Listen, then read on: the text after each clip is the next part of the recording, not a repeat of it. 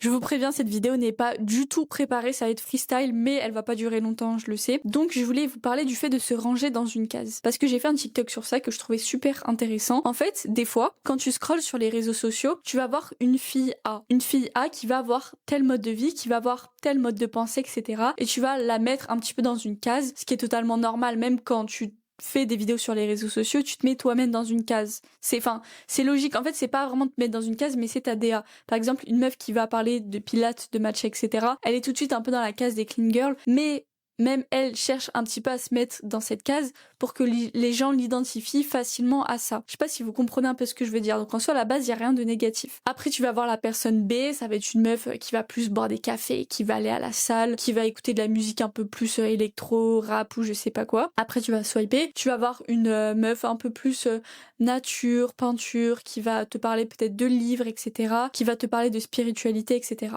Bref, donc là, on a 3 femmes différentes qui ont à peu près ton âge. En fait, le problème, c'est quand tu scrolles sur les réseaux sociaux, je sais pas si on se rend compte, mais c'est ouf parce que avec ton téléphone, qui est juste un objet comme ça, tu peux avoir accès à la vie de millions et de millions de personnes. Mais déjà, ces personnes-là, elles n'existent pas dans notre vraie vie. Je peux vous citer des influenceurs très connus, mais en fait, concrètement, je les connais pas. Je connais juste leurs vidéos qu'ils me postent. Et je pense qu'il faut commencer par dissocier ça. Il faut commencer par comprendre que les personnes que vous voyez sur vos téléphones, objectivement, dans votre vraie vie, elles n'existent pas. Elles sont sur votre téléphone. Elles sont, j'ai pas envie de dire dans une autre réalité, mais vous les connaissez pas en fait. Vous ne leur parlez pas. Vous voyez juste ce qu'elles veulent vous montrer. Et c'est pas ce qu'elles essayent de cacher des choses, mais quand t'es exposé sur les réseaux sociaux, tu vas pas tout montrer. Même des fois, t'as pas envie de parler de tous les sujets, t'as pas envie de raconter ta vie, t'as pas envie de raconter certaines choses de ta vie, etc. Et c'est totalement normal parce que plus tu t'exposes, plus tu vas être vulnérable et c'est important aussi de se protéger. Enfin bref, je voulais pas parler de ça à la base. Mais donc quand tu vas scroller, tu vas voir la fille A. Donc la fille A un peu plus clean girl, on va dire. Et tu vas dire, ah ouais,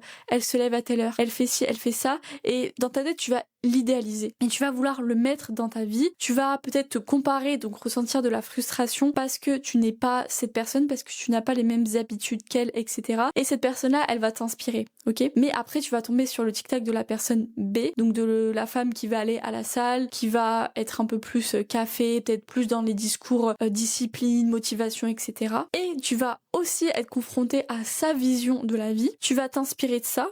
Mais sachant que tu as déjà vu la vidéo de la personne A, en fait, elles vont tenir des discours différents. Et toi, après, tu vas être perdu. Parce qu'à chaque fois que tu vas retomber sur un TikTok d'une personne que tu apprécies, en vrai, c'est pas dire que tu les aimes pas ou quoi, que tu apprécies, que tu peux même suivre, être abonné à elle, etc. Tu vas t'attacher à cette personne-là, tu vas t'attacher à son discours parce que tu apprécies cette personne. Et donc, pour toi, quand cette personne dit quelque chose, tu le prends automatiquement comme vrai. Par exemple, si vous trouvez une femme qui est super jolie et vous aimez bien les robes, comment elle s'habille, etc. et qu'un jour elle critique une paire de chaussures. Elle dit ouais, ça c'est trop moche. Vous, si vous aimez cette paire de chaussures, ou pire si vous l'avez, vous allez avoir l'impression que cette personne, elle dit littéralement que vous êtes moche parce que vous trouvez beau un truc que elle trouve moche, et donc ça y est, en fait on mélange tout. C'est pas de la faute des influenceurs ou quoi, c'est le jeu des réseaux sociaux. Je pense qu'aussi en grandissant, peut-être en prenant de la maturité, c'est quelque chose qui va se tasser au fil du temps en ayant confiance en soi, mais le résultat est là, c'est que voilà, quand cette personne elle va juger quelque chose et que toi tu vas te sentir concerné par la chose, tu vas avoir l'impression que limite elle t'aime pas, qu'elle te trouve moche, etc. alors que la meuf elle te connaît pas, enfin genre elle s'en fout, tu vois, elle vit sa vie, tu vis ta vie et basta. Ensuite tu vas tomber sur le TikTok d'une personne C, la personne du coup qui est un peu plus nature peinture, qui va parler plus de spiritualité, etc. Et tu vas te dire ah ouais, mais en fait genre elle a tout compris à la vie, elle est là, elle est tranquille dans la nature, elle court pas derrière la motivation, derrière la discipline, derrière l'argent. Au final elle a l'air le plus heureuse. Mais après tu vas retomber sur le TikTok de la personne B qui elle va être en mode ouais, discours motivation, tu dois pas avoir une vie médiocre, tu dois pas avoir ci, tu dois pas avoir ça, et tu vas te dire ah ouais, en fait peut-être que la personne C c'est un peu être une vie médiocre, ou alors en fait, tu vas trop analyser. Sur les réseaux sociaux, prenez les conseils que vous voulez, qui vous inspirent, si vous voulez. Ne prenez pas tout.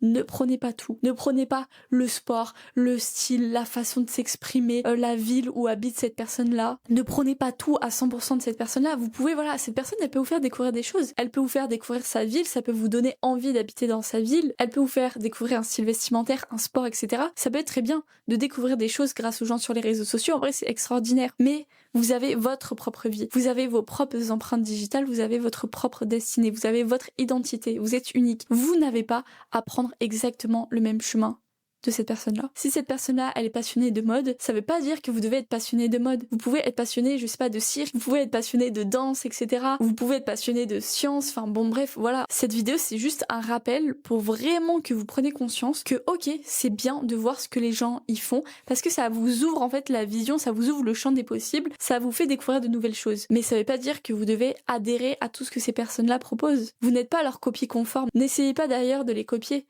Mais s'il y a des choses qui vous plaisent, vous pouvez les prendre et les ramener dans votre vie, vous pouvez faire pareil, voilà, si ça vous inspire. Mais surtout, n'essayez pas de tout copier de cette personne-là. En fait, des fois, on peut le faire sans s'en rendre compte ou quoi. Ça va être dans son cerveau, et c'est ça le pire, c'est que la plupart des choses qu'on fait et qui sont pas très bonnes pour nous, on s'en rend pas compte, on les conscientise pas. On se dit pas, ah, je vais tout prendre de cette personne-là, je vais faire son sport, je vais m'habiller de cette manière, je vais m'exprimer de cette manière, je vais habiter dans la même ville qu'elle, etc. Soyez unique. Vous êtes unique, de toute manière, vous avez votre propre chemin, votre propre destinée. Faites ce que vous avez envie de faire. Par exemple, sur les réseaux sociaux, les 3/4 des gens habitent à Paris, ok?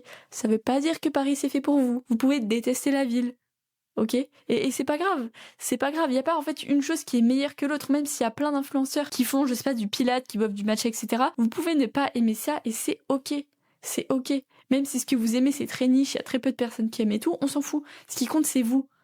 Vous avez encore une fois vos propres empreintes digitales, vous avez votre propre identité et il n'y a que ça qui compte. Retenez toujours ça en tête et sur ce, passez une incroyable journée.